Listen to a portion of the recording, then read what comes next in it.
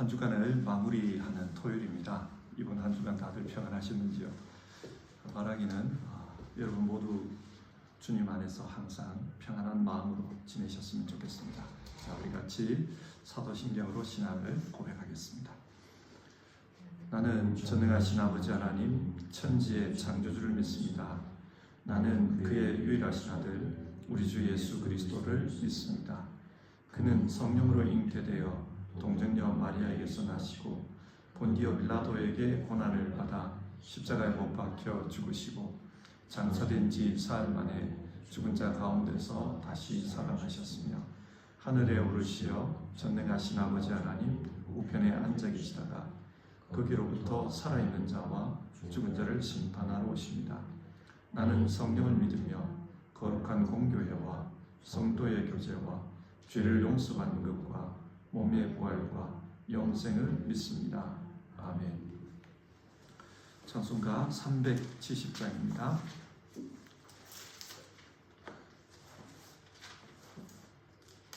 370장 주 안에 있는 나에게 우리 1절과 2절 부르고요. 같이 기도하겠습니다.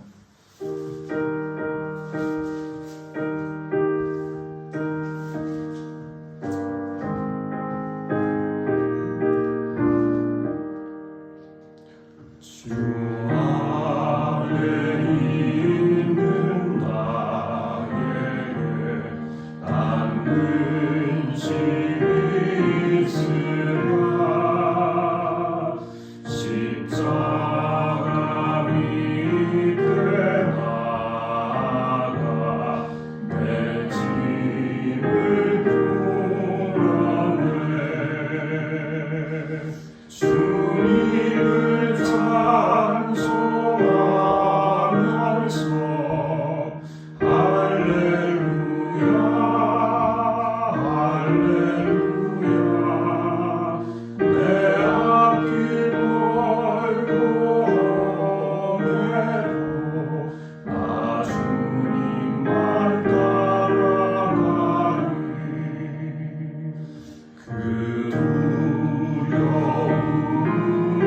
변하여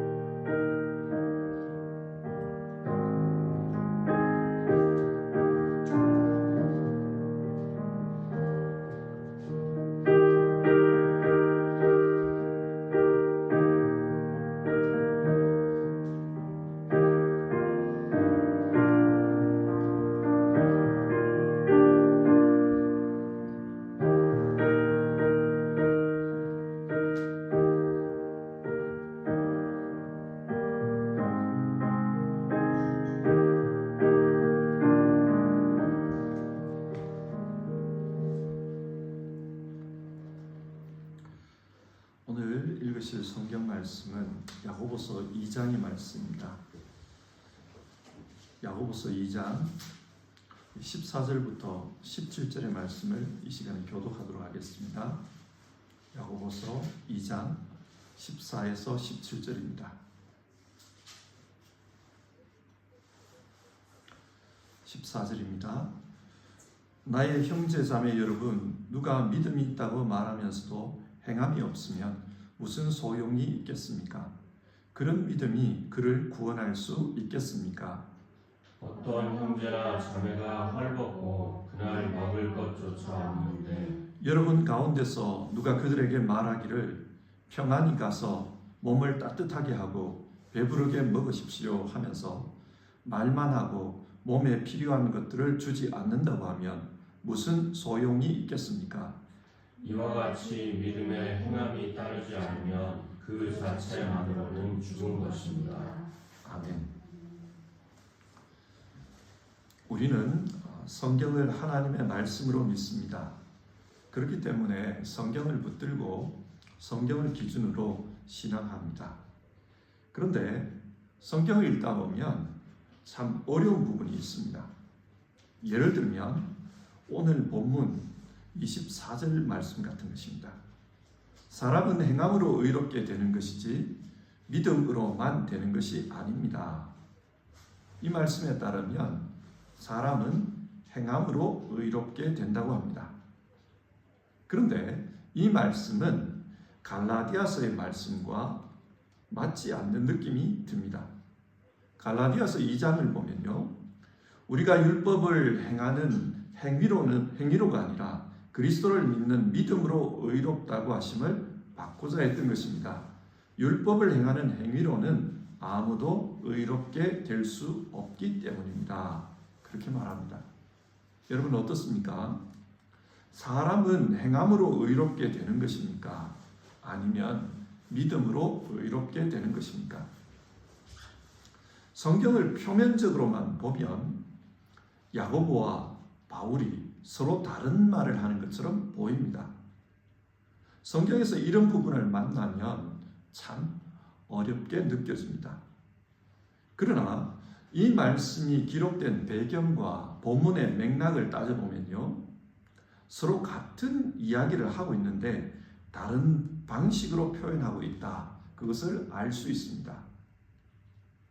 여러분, 행함이 아니라 믿음으로 구원받는다. 바울이 이 말을 통해서 말하고자 한 것이 무엇입니까?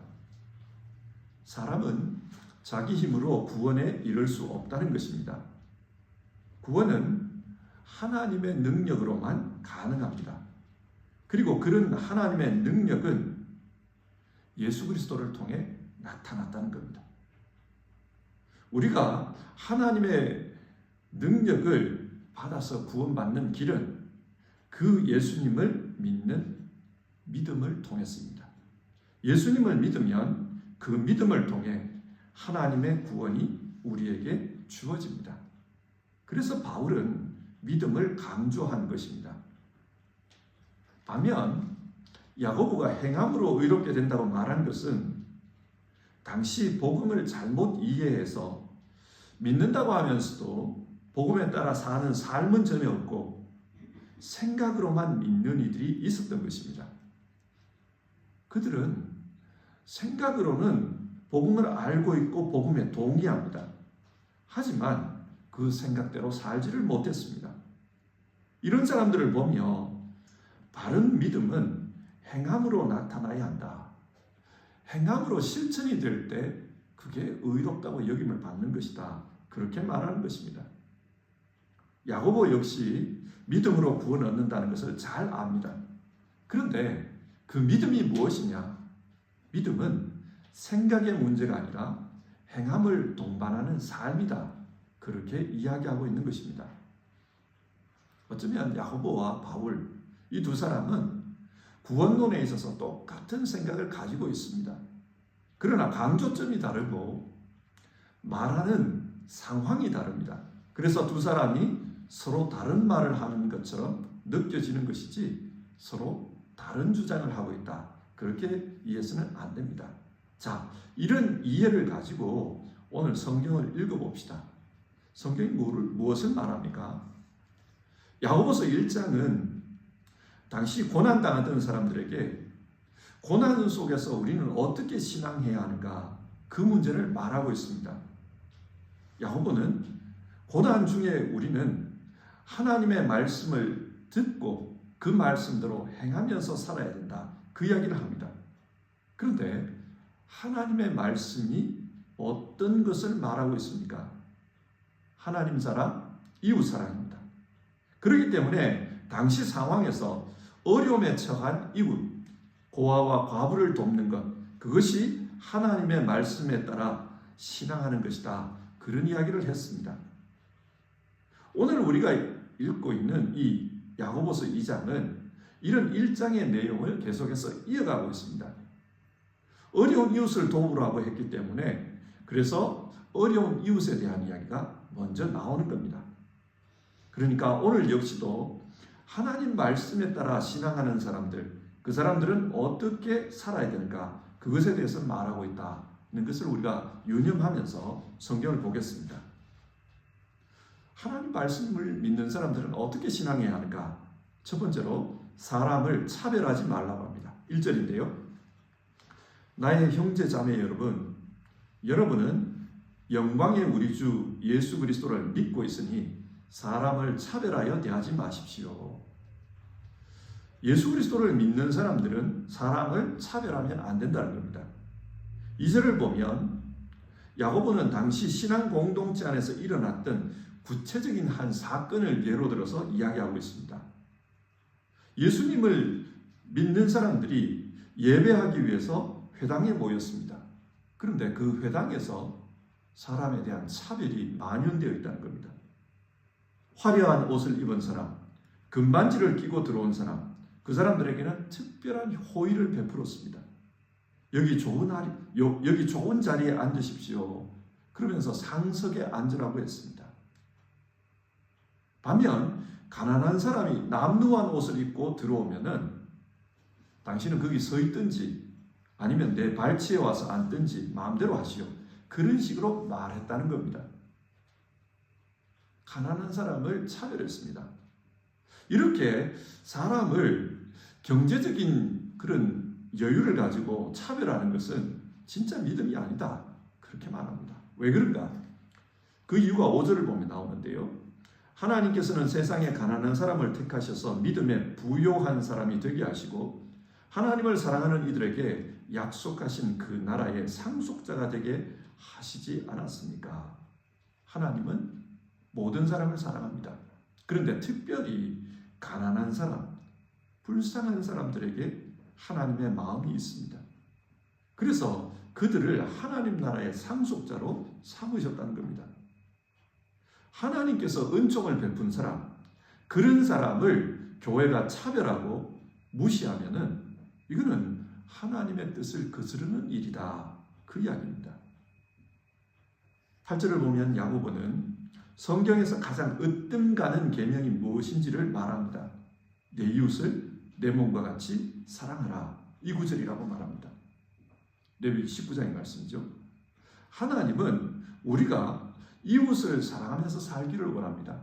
이 뜻을 실천하기 위해서, 이 뜻을 펼치기 위해서 다양한 성경 말씀을 우리에게 가르치고 있는 겁니다. 하나님은 이웃을 사랑하라고 했습니다.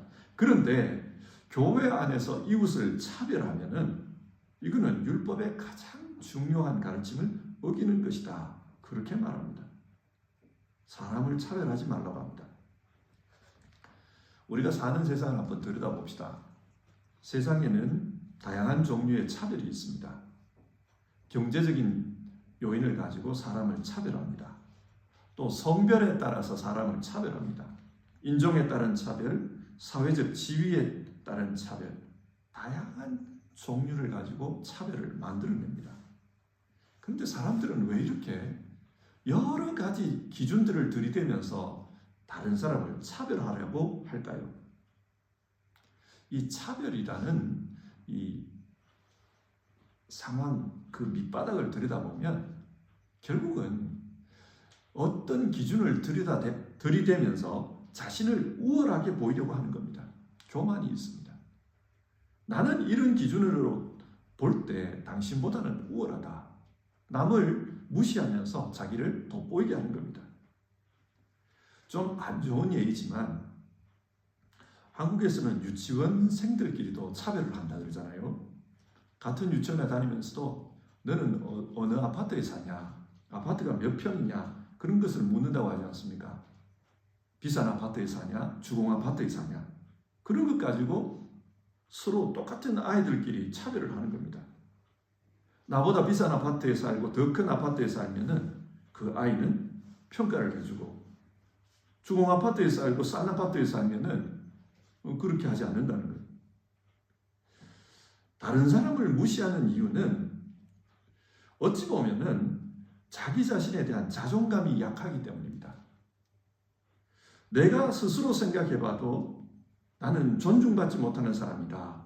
이런 상황에 처할 때 그런 사람들이 남을 무시합니다. 다른 사람을 무시함으로써 내가 존중받는 느낌을 얻을 수 있기 때문입니다. 우리 믿는 자들에게 중요한 것은 사람의 평가보다 하나님의 평가입니다. 하나님께서 존중히 여겨주시는 그 사람이 존귀한 자입니다. 사람의 판단에 너무 우리가 경도되어서 그렇게 살아가다 보면은 끊임없이 경쟁하고 차별하게 됩니다. 그래서 우리 믿는 사람들은 하나님이 우리를 어떻게 보실까? 나는 하나님 앞에서 어떤 사람일까? 그것을 생각해야 합니다.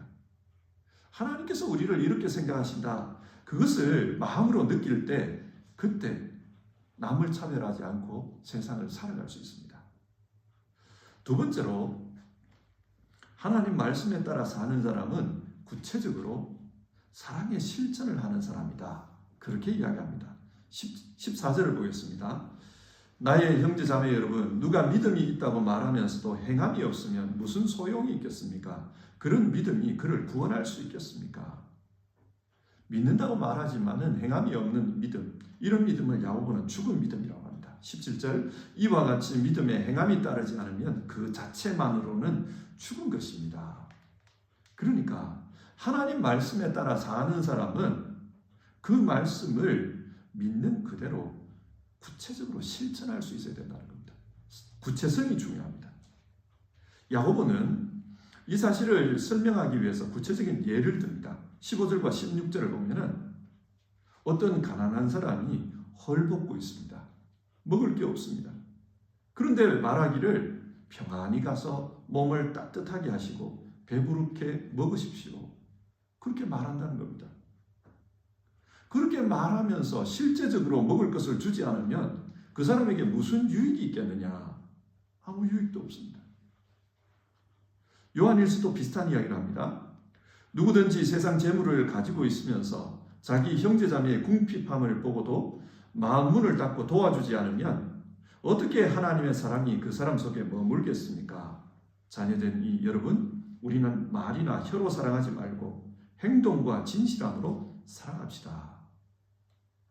당시 교회 안에 어려운 분들이 참 많았습니다. 그러니까 누가 누구를 도울 수 있는 그런 사정이 아니었던 것 같아요. 하지만 어려운 사람들만 있었던 건 아닙니다. 여유 있는 사람도 있었습니다. 그런데 다들 남을 도울 수 없는 상황으로 살다 보니 말로는 사랑을 말하고 말로는 믿음을 말하지만 실제적으로 사랑을 실천하지 않더라는 겁니다. 그래서 말과 혀로만 사랑하는 그런 풍토가 조성이 되어 있었습니다. 성경은 이런 신앙인들을 향해서 구체적인 사랑이 있어야 된다. 구체적인 실천이 있어야 그게 진짜 믿음이지 말만 하는 것, 그것을 우리가 믿음이라고 말할 수 있겠는가? 그렇게 따지고 있는 겁니다. 바울은 데살로니가 교회에 편지를 쓰면서 데살로니가 교회 사람들을 칭찬합니다. 너희 믿음의 역사와 사랑의 수고, 소망의 인내를 기억합니다. 그런 말을 해요. 데살로니가 교회는 개척된 지 얼마 되지 않은 교회였습니다. 신생교회입니다. 그런데 그 지역에 박해가 일어났습니다. 도시에 사는 유대인들이 그리스도인들을 싫어했고, 그래서 결국은 바울 사도를 법정에 고발하는 사태가 벌어졌습니다. 바울은 도시를 떠날 수밖에 없었습니다. 그러면서 이 교회가 앞으로 어떻게 될까 두고 가는 그 교회가 걱정이 되었습니다. 그래서 나중에 자신의 제자 디모데를 보내는데요. 디모데가 전해준 소식에 따르면 데살로니가 교회가 건실하게 잘 성장하고 있습니다. 그런 이야기였습니다. 그러면 성장의 근거가 뭔가, 증거가 뭔가? 믿음의 역사가 강렬하게 나타나고 있습니다. 그거였습니다. 믿음이 역사로 나타났다는 겁니다. 그것이 구체적으로 어떤 거였나? 사랑의 수고였습니다. 다들 어려웠습니다. 그래서 누군가를 사랑한다는 것은 굉장히 수고로움이 동반되는 것이었습니다. 그럼에도 불구하고 수고롭지만 사랑하고 있다는 겁니다. 또 사람들은 주님 다시 오실 것을 믿으며 소망 가운데 인내하고 있다고 했습니다. 현실은 어렵지만 주님 다시 오시면 우리에게 하나님의 나라를 주실 거다. 그것을 믿으며 구체적으로 인내하며 살았다는 겁니다. 이처럼 믿음은 사랑의 수고와 소망의 인내라는 구체적인 행위로 나타납니다. 진짜 믿음은 수고, 인내 이런 것으로 나타나야 한다는 겁니다. 야고보는 이 사실을 설명하면서 가상의 토론을 합니다. 18절에서 20절의 내용인데요. 어떤 사람이 너는 믿음이 있고 나는 행함이 있다. 그렇게 말하면서 서로 토론을 한다는 거예요. 만약 믿음만 있고 행함이 없다면, 또 행함만 있고 믿음이 없다면 그게 바른 믿음일까? 그것을 묻습니다. 그러면서 하나님은 한 분이십니다. 그렇게 고백하는 건 참 훌륭한 고백이지만 귀신들도 그렇게 믿고 고백할 수 있다고 이야기합니다. 19절인데요. 그대는 하나님께서 한 분이심을 믿고 있습니다. 잘하는 일입니다. 그런데 귀신들도 그렇게 믿고 떠옵니다. 무슨 말입니까? 중요한 것은 아는 것, 말로 고백하는 것, 그게 아니라 믿고 행함으로 살아가는 것이다. 그 이야기입니다. 그래서 21절부터 25절에 구약 성경에 나오는 믿음의 선진들을 예로 들어서 믿음을 설명합니다. 아브라함은 하나님을 믿었습니다. 그가 하나님을 믿는다는 것은 하나님의 말씀을 믿는 것이었고, 그래서 하나님 말씀에 순종했다는 겁니다. 믿음이 순종이라는 행위로 증명이 되었습니다. 라합도 마찬가지입니다. 라합은 하나님을 경외했습니다. 그래서 자신의 집에 하나님의 사람들이 숨었을 때 그들을 숨겨주었습니다. 라합의 믿음은 정탐꾼들을 숨겨주는 그런 사랑의 행위로 나타났다는 것입니다. 우리도 마찬가지라고 합니다. 우리 역시 하나님을 믿는다면 그 믿음이 구체적으로 나타나야 한다. 그렇게 말하면서 영혼이 없는 몸이 죽은 것과 같이 행함이 없는 믿음은 죽은 것입니다. 그렇게 말합니다. 자, 오늘 성경을 한번 정리를 해봅시다. 성경은 지금 바른 믿음이 무엇인가? 그것에 대해서 말합니다. 바른 믿음은 하나님을 믿고 그 믿음을 구체적인 행동으로 실천하는 것이다. 그렇게 이야기합니다. 구체적으로 어떻게 실천해야 되는가? 이것은 야고보가 말하는 그 교회 공동체의 특별한 상황입니다. 그 교회 안에 차별이 있었다는 거예요. 차별하지 말라고 합니다. 그리고 실제로 어려운 이들이 있는데 어려운 사람들에게 말로만 사랑 그러지 말고 구체적으로 도와주라. 그것을 이야기합니다. 자, 이 말씀을 오늘 우리의 상황에 가져와서 생각해 봅시다. 저는 사람들이 말하는 소위 모태신앙입니다. 어려서부터 교회에서 자랐습니다. 어려서부터 교회에서 자라다 보니까 신앙생활에 대해서 뭔가 매너리즘 같은 게 있어요. 교회 신앙생활이 너무 조금 익숙해졌습니다. 그러다 보니까 마음으로 잘 아는 것, 생각으로 잘 아는 것, 그게 때로는 좀 맹숭맹숭하게 느껴질 때가 있어요. 그러다 보니까 구체적인 행위로 나타나지 않을 때가 많고, 또 나타나더라도 진정성이 없을 때가 있다는 걸 스스로 느끼게 됩니다. 예수님께서 어떤 한 부자 청년과 대화를 나누셨습니다. 이 부자 청년은 어릴 때부터 하나님을 믿었습니다. 율법의 계명들을 다 지켰습니다. 그래서 주님께서 그 사실을 아시고 너는 네가 가진 모든 것을 가난한 사람들에게 다 나눠주고 그 다음에 나를 따르라 그렇게 이야기를 했습니다. 이렇게 말씀하신 이유는 이 청년이 신앙적인 매너리즘에 빠져 있다고 생각한 겁니다. 그래서 진짜 네가 하나님을 믿는다면 그 믿음을 한번 증명해봐라.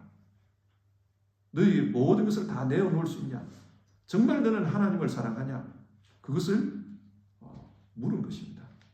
그때 이 청년은 믿는다고는 했지만 그렇게 실천하기는 어려웠습니다. 그래서 그 자리를 떠났다고 합니다. 오늘 우리는 어떻습니까? 오늘 우리 역시도 정말 마음으로 믿고 있고 입술로 고백하는데 그런데 믿는 대로 사는 일에 있어서는 어떤지 우리가 한번 따져봤으면 좋겠습니다. 4세기경에 프랑스 땅에 마르틴이라는 분이 계셨습니다. 이 마르틴은 어느 날 그 아녜 지역의 그 성문을 지나가고 있었는데 성문을 지나가면서 아주 좀 불쌍한 사람을 만났습니다. 추운 겨울이었는데 옷도 거의 입지를 못했고 굶주려서 파리하게 되어 있는 모습을 봤습니다. 그래서 뭐 도와주고 싶은데 내게 있는 게 없구나. 자기에게 있는 것은 손에 든 칼하고 걸치고 있는 옷, 망토밖에 없었습니다. 그래서 이분이 칼을 가지고 자신의 그 겉옷, 망토를 두 부분으로 나누어 가지고 그 추위에 떨고 있는 분에게 감싸 주었다고 합니다. 그리고 그날 저녁에 꿈을 꿉니다. 꿈속에 주님이 나타났습니다. 주님이 나타나셨는데 이 마르틴이 잘라서 주었던 그 망토를 걸치고 있었습니다. 그리고 자랑합니다. 오늘 이건 마르틴이 나에게 주었다. 그 이야기를 했습니다. 이 마르틴은 그 꿈을 꾸고 난 다음부터 어려운 분들을 돕는 일, 그 일을 열심히 했습니다. 그래서 우리는 그분을 기념하면서 상트 마르티니 그 탑을 지키지 않습니까? 우리도 우리의 삶 가운데 부유해서 나눠주는 게 아니라 내게 있는 것이 뭔지를 생각했으면 좋겠습니다. 우리의 따뜻한 마음을 나눠줄 수도 있고 따뜻한 말을 나눠줄 수도 있습니다. 때로는 우리 안에 있는 생각을 나눠줄 수 있고 때로는 내게 있는 여유를 나눠줄 수도 있습니다. 오늘 우리의 믿음을 돌아보면서 그저 늘 익숙함에 따라서 살아가는 삶이 아니라 나는 뭘 할 수 있겠나 그것을 한번 생각하면서 같이 기도하는 그런 시간을 가져봅시다. 우리 찬송가 449장 예수 따라가며 우리 찬송한 다음에요 같이 기도하겠습니다. 449장입니다. 449장